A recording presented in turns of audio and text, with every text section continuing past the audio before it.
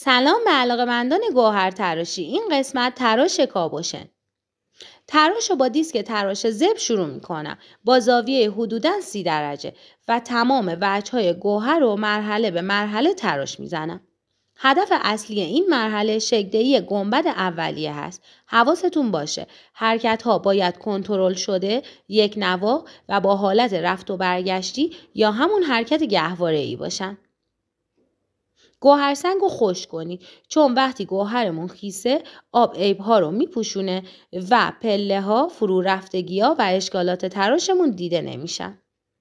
وقتی از فرم اولیه راضی بودم زاویه گوهرسنگ رو افزایش میدم تا گنبد بالاتر بره و فرم بیضی دقیق تر بشه.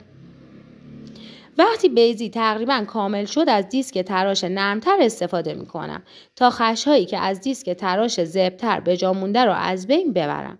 تمرکز ما روی تقارن گنبد و فرم کلی بیضی است تا کابوشن هم از بالا و هم از کناره ها کاملا متقارن باشن.